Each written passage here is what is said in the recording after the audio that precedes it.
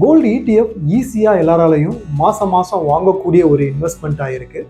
அதனால ஏறக்குறைய 20,000 கோடி ரூபாய் ஏயுஎம் அளவுக்கு கோல்டு இடிஎஃப் வளர்ந்துருக்கு. ஸோ கோல்டு இடிஎஃப் பாதுகாப்பானதா? ஃபஸ்ட்டு கோல்டு ஓவர் வேல்யூஷனில் இருக்கா அல்லது அண்டர் வேல்யூஷனில் இருக்கா அப்படின்ற கிளாரிட்டி நமக்கு வரணும்.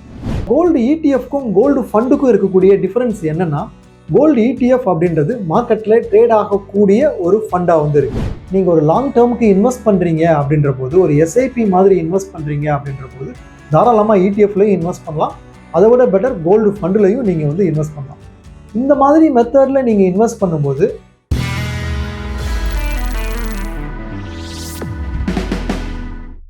Mister and missus finance channel நேயர்களுக்கு வணக்கம். கோல்டு சில்வர் ரெண்டுமே கடந்த 2 வருஷத்தில் வரலாறு காணாத அளவுக்கு பயங்கரமாக ஏறி இருக்கு. இப்போ கடந்த ஒரு மாதத்துக்கு மேலே கொஞ்சம் வாலட்டைலாக இறங்கியும் இருக்கு. இப்போ இந்த மாதிரியான சூழ்நிலையில் நம்ம கோல்டு இடிஎஃப்ல இன்வெஸ்ட் பண்ணலாமா அப்படின்னு நிறைய இன்வெஸ்டர்ஸ் யோசிக்கிறாங்க. ஏன் அப்படின்னா, கோல்டு இடிஎஃப் ஈஸியாக எல்லாராலையும் மாதம் மாதம் வாங்கக்கூடிய ஒரு இன்வெஸ்ட்மெண்ட்டாக இருக்குது. அதனால ஏறக்குறைய 20,000 கோடி ரூபாய் ஏயுஎம் அளவுக்கு கோல்டு இடிஎஃப் வளர்ந்துருக்கு. ஸோ கோல்டு இடிஎஃப் பாதுகாப்பானதா? இப்போ கோல்டு அண்ட் சில்வர் இடிஎஃப்ல இன்வெஸ்ட் பண்ணலாமா? இந்த gold and silver ETF invest பண்ணுறதுக்கு முன்னாடி என்னென்ன மாதிரியான அம்சங்கள் எல்லாம் நீங்கள் கவனிக்கணும், இதெல்லாம் நம்ம இந்த வீடியோவில் டீட்டெயில்டாக டிஸ்கஸ் பண்ணலாம். கோல்டோட ரேட் அதிக அளவில் ஏறி இருக்குது, இப்போ கொஞ்சம் இறங்கி இருக்கு. இப்போ இன்வெஸ்ட் பண்ணலாமா அப்படின்னு நீங்கள் கேட்டீங்க அப்படின்னா, ஃபஸ்ட்டு கோல்டு ஓவர் வேல்யூஷனில் இருக்கா அல்லது அண்டர் வேல்யூஷனில் இருக்கா அப்படின்ற கிளாரிட்டி நமக்கு வரணும். கோல்டு வந்து ஒரு ஃபிசிக்கல் அசெட், அது எப்படிங்க ஓவர் வேல்யூஷனில் இருக்கான்னு கண்டுபிடிக்கிறது அப்படின்னு கேட்டிங்கன்னா, அதுக்கு எக்கனாமிஸ்ட் ஒரு தியரிட்டிக்கல் வேல்யூவேஷன் மாடல் வச்சுருக்காங்க. அது எப்படின்னா, இது வரைக்கும் சோஃபார் எவ்வளவு கோல்டு மைன் பண்ணி எடுத்திருக்கோம், மைன் பண்ணி எடுத்த கோல்டுக்கும் வெர்சஸ் நம்ம எவ்வளவு கரன்சி பிரிண்ட் பண்ணியிருக்கோம், ரெண்டையுமே நம்ம டிவைட் பண்ணால் கிடைக்கிற அமௌண்ட்டு தான் பெர் அவுன்ஸ் எவ்வளவு டாலர் இந்த ப்ரைஸ் இருக்கணும் அப்படின்ற ஒரு கால்குலேஷன் கண்டுபிடிச்சிருக்காங்க. இந்த கால்குலேஷன், இந்த தியரி பிரகாரம் ஜனவரி எண்டில் கோல்டோட ரேட் ஏறக்குறைய 26% ப்ரீமியமில் இருந்தது. அதனால தான் சப்சிக்வெண்ட்டாக அது கரெக்டாச்சு. கரெக்டாகி இப்போ பார்த்தீங்க அப்படின்னா ஒரு 10% ப்ரீமியம் வேல்யூவேஷனில் இருக்குது. இப்போவுமே கோல்டு வந்து ஒரு ப்ரீமியம் வேல்யூவேஷனில் தான் இருக்குது. ஒரு ஃபேர் வேல்யூவேஷன் அல்லது அண்டர் வேல்யூவேஷன் சொல்லிட முடியாது. ஏன்னா இப்போ குறைஞ்சிருக்குன்றதுனால இப்போ உடனே வாங்கிடலாமா அப்படின்னு எல்லாரும் யோசிக்கிறாங்க. இப்போவும் அது ப்ரீமியம் வேல்யூவேஷனில் தான் இருக்குது அப்படின்ற ஒரு கிளாரிட்டி நம்ம எடுத்துக்கணும். ஏன் இந்த அளவுக்கு ஏறி இருக்குது அப்படின்னு பார்த்தீங்க அப்படின்னா, அதுக்கு முக்கியமான காரணமாக இருக்கிறது வந்து எல்லா சென்ட்ரல் பேங்க்குமே வந்து யூஎஸ் டாலர் மேலேயும் யூஎஸ் ட்ரெஷரி பில்ஸ் மேலேயும் ஒரு சின்ன அவநம்பிக்கை வந்திருக்கு. எல்லாரும் அதை விற்றுட்டு அதில் இருக்கக்கூடிய ரிசர்வை ஆஃப்லோட் பண்ணிவிட்டு கோல்டில் ரிசர்வை இன்க்ரீஸ் பண்ணிக்கலாம் அப்படின்ற ஒரு ஸ்டாண்ட் எடுக்கிறாங்க. ஸோ கோல்டில் ரிசர்வை இன்க்ரீஸ் பண்ணும்போது சென்ட்ரல் பேங்க்ஸ் எல்லாமே டன்ஸ் கணக்கில் வாங்கி குவிக்கிறாங்க. அப்போ ஆட்டோமேட்டிக்காக ரேட் இன்க்ரீஸ் ஆகுது. இது வந்து ஒரு ஜியோ பொலிட்டிக்கல் ரீசன்னால் ஏறக்கூடிய ஒரு காரணியாக இருக்கே ஒழிய, கோல்டுக்கு இருக்கக்கூடிய ஆக்சுவல் கன்சம்ஷன் டிமாண்ட்னால மட்டுமே இது ஏறிடலை. சரி, இப்போது சில்வர் வந்து வாங்கலாமா? சில்வரோட ரேட் எப்படி இருக்குது அப்படின்னு பார்த்தீங்கன்னா, அதுவும் எகைன் ஓவர் வேல்யூஷனா அண்டர் வேல்யூஷனா அப்படின்றத பார்க்கணும். அதுக்கு எக்கனாமிஸ்ட் அதுக்கும் ஒரு மாடல் வச்சுருக்காங்க. அதுக்கு என்ன மாடல் வச்சுருக்காங்க அப்படின்னு பார்த்தீங்கன்னா, ஒரு யூனிட் ஆஃப் கோல்டு வாங்குறதுக்கு எவ்வளவு யூனிட் ஆஃப் சில்வர் நம்ம ஸ்பெண்ட் பண்ணால் வாங்க முடியுது அப்படின்ற அடிப்படையில் அதை கோல்டு சில்வர் ரேஷியோ அப்படின்னு கால்குலேட் பண்ணி வச்சுருக்காங்க. அந்த அடிப்படையில் பார்க்கும்போது ஜனவரி எண்டில் சில்வர் 56% ப்ரீமியம் வேல்யூவேஷனில் இருந்திருக்கு. சப்சிக்வெண்ட்டாக பயங்கரமாக மேலே இறங்குச்சு, பயங்கரமாக கீழே இறங்குச்சு. 35% வரைக்கும் சில்வரோட ரேட் ஃபால் ஆச்சு. அப்போ பார்த்தீங்க அப்படின்னா 16% வரைக்கும் ப்ரீமியமில் இருந்தது. இப்போது 6 to 10% ப்ரீமியமில் இருக்குது. இப்போவுமே சில்வர் ரேட் ப்ரீமியமில் தான் இருக்குது. பட் சில்வரை பொறுத்த வரைக்கும் ஒரு முக்கியமான விஷயம் நம்ம என்ன தெரிஞ்சுக்கணும் அப்படின்னு பார்த்தீங்கன்னா, கோல்டு மாதிரி சில்வர் வந்து ஒரு மானிட்டரி அசெட் கிடையாது. எந்த சென்ட்ரல் பேங்க்கும் சில்வரை ஒரு ரிசர்வாக வச்சுக்கிறது இல்லை. அப்படி இருந்தாலும் சில்வரோட ரேட் ஏன் ஏறுது அப்படின்னா, கோல்டு ரேட் ஏறுறதுனால சில்வரோட ரேட் ஏறுது.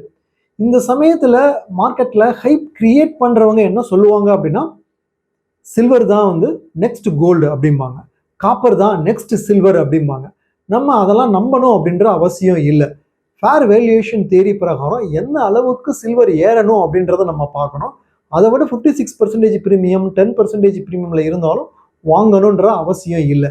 எப்போ ஃபேர் ப்ரைஸில், எப்போ ஒரு அண்டர் வேல்யூவேஷனில் மார்க்கெட் இருக்கோ சில்வருக்கு, அப்போ நம்ம வாங்கினா போதுமானது. அதர்வைஸ் தேவையில்லாமல் சில்வருக்கு ரிசர்வ் கிரியேட் பண்ண வேண்டிய அவசியம் இல்லை. ஏன்னா சில்வர் வந்து ஒரு இன்வெஸ்ட்மெண்ட் அசெட் கிடையாது. சில்வர் வந்து ஒரு இண்டஸ்ட்ரியல் அசெட் தான். கோல்டை பொறுத்த வரைக்கும் அது ஒரு லாங் டேர்முக்கு நம்ம இன்வெஸ்ட் பண்ண முடியும். சில்வர் பொறுத்த வரைக்கும் டாக்டிக்கல் அலோகேஷன் தான் நம்ம கொடுக்க முடியுமே ஒழிய ஸ்ட்ராட்டஜிக்கல் அலோகேஷன் கொடுக்க முடியாது. நம்ம கோல்டை பொறுத்த வரைக்கும், சில்வரை பொறுத்த வரைக்கும் ஃபிசிக்கல் அசெட்டாக நம்ம வாங்கி வைக்கலாம். இன்னொரு மெத்தட் நம்ம இடிஎஃப்ல இன்வெஸ்ட் பண்ணுறது, அல்லது ஃபண்ட் ஆஃப் ஃபண்ட்ஸில் இன்வெஸ்ட் பண்ணுறது, அல்லது கோல்டுக்குன்னு தனி கோல்டு ஃபண்ட்ஸ் இருக்குது, அதில் இன்வெஸ்ட் பண்ணுறது.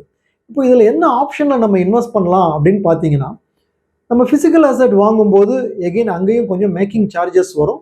திரும்பவும் நீங்கள் அதை வந்து நகையாக தான் கன்வெர்ட் பண்ண முடியும். நீங்கள் என்கேஷ் பண்ண முடியாது. ஒருவேளை என்கேஷ் பண்ணுற ஆப்ஷன்ஸ் இருந்தால் கூட அங்கேயும் எகெயின் சம் சார்ஜஸ் அப்ளிகபிள் ஆகும். ஸோ இப்படி இருக்கிற காரணத்தினால gold ETF, gold funds, gold fund of funds உங்களுக்கு பெட்டரான ஆப்ஷனாக இருக்கும். இப்போது கோல்டு ETFக்கும் கோல்டு ஃபண்டுக்கும் இருக்கக்கூடிய டிஃபரன்ஸ் என்னென்னா, கோல்டு ETF அப்படின்றது மார்க்கெட்டில் ட்ரேட் ஆகக்கூடிய ஒரு ஃபண்டாக வந்து இருக்குது. கோல்டு ஃபண்ட் அப்படின்றது மார்க்கெட்டில் ட்ரேட் ஆகுது. நார்மல் மியூச்சுவல் ஃபண்டை எப்படி நீங்கள் ஸ்பெசிஃபிக் மியூச்சுவல் ஃபண்ட்லேயே அப்ளை பண்ணி வாங்கிக்கிறீங்க, திரும்ப மியூச்சுவல் ஃபண்ட்லேயே சரண்டர் பண்ணி வித்ட்ரா பண்ணிக்கிறீங்க, அந்த மாதிரி பண்ணுறது தான் கோல்டு ஃபண்ட். கோல்டு ஃபண்டுக்கும் கோல்டு ETFக்கும் இடையில ஒரு மேஜர் டிஃபரன்ஸ் இருக்குது. அது என்னென்னா இம்பேக்ட் காஸ்ட்.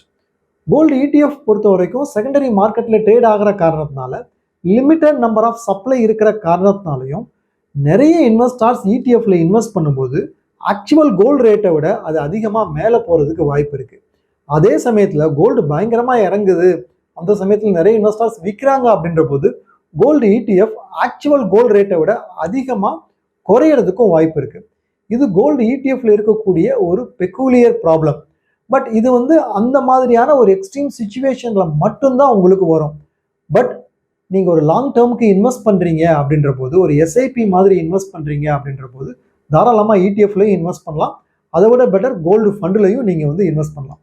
இந்த மாதிரி மெத்தடில் நீங்கள் இன்வெஸ்ட் பண்ணும்போது அன்னெசரியாக மேக்கிங் சார்ஜஸ் பே பண்ண வேண்டியதில்லை. திரும்ப விற்கும் போது டிஸ்கவுண்டட் ப்ரைஸில் விற்க வேண்டியதில்லை.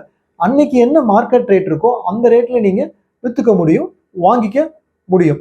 ப்ளஸ் சின்ன அமௌண்ட்டாக மாதம் 1000 ரூபாய் இன்வெஸ்ட் பண்ணுறது, மாதம் 2000 ரூபாய் இன்வெஸ்ட் பண்ணுறது அப்படின்ற சின்ன அமௌண்ட்டில் கூட நீங்கள் ஈஸியாக கோல்டை அக்யூமுலேட் பண்ணிக்க முடியும். நீங்கள் ஒரு ஜுவல்லர்கிட்ட போய் நீங்கள் சீட்டு கட்டுறீங்க அப்படின்ற போது அவங்க 10 months 11 months மேக்ஸிமம் 12 months வரைக்கும் தான் அந்த சீட்டை வச்சுருப்பாங்க. 12 months முடியும் போது நீங்கள் அதை கண்டிப்பாக நகையாக கன்வெர்ட் பண்ணியே ஆகணுன்ற கம்பல்ஷன் உங்ககிட்ட வந்து இருக்கும். ஆனால் இந்த மாதிரி ETFல அந்த மாதிரி இல்லை. நீங்கள் எவ்வளவு லாங் டேர்முக்கு வேணாலும் இன்வெஸ்ட் பண்ணலாம்.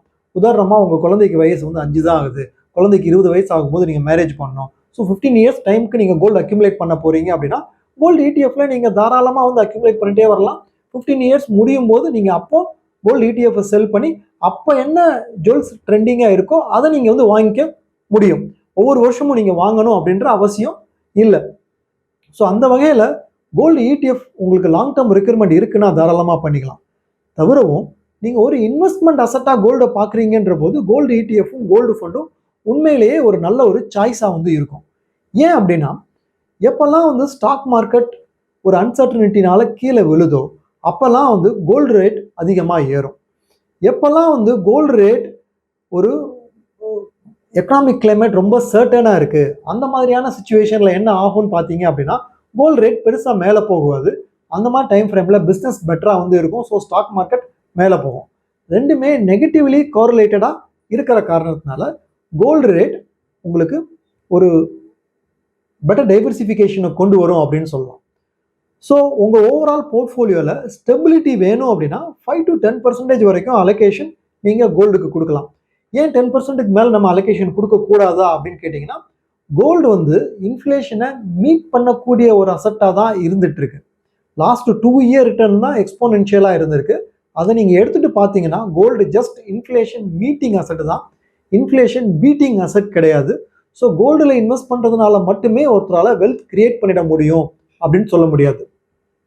உங்களுக்கு லாங் டேர்ம் வெல்த் கிரியேஷன் அப்படின்னு தான் மெயின் எய்ம்னா தென் அதிகமான எக்ஸ்போஷர் ஸ்டாக் மார்க்கெட் ஈக்விட்டி ஃபண்ட்ஸில் வச்சுட்டு ஒரு 5 to 10% மட்டும் நீங்கள் கோல்டு ETF அல்லது கோல்டு ஃபண்டில் நீங்கள் இன்வெஸ்ட் பண்ணலாம். அந்த மாதிரி இன்வெஸ்ட் பண்ணும்போது உங்கள் போர்ட்ஃபோலியோ ஓவர் வாலட்டைலாக இல்லாமல் ஒரு ஸ்டெபிலிட்டியை கொண்டு வர்றதுக்கு கோல்டு யூஸ்ஃபுல்லாக வந்து இருக்கும். நான் ஏற்கனவே சொன்ன மாதிரி கோல்டை வந்து ஒரு இன்வெஸ்ட்மெண்ட் அசெட்டாக பார்க்கலாம். சில்வரை பொறுத்த வரைக்கும் ஒரு டெக்னிக்கல் அலோகேஷன் கொடுத்து தான் நீங்கள் வந்து பண்ண முடியும்.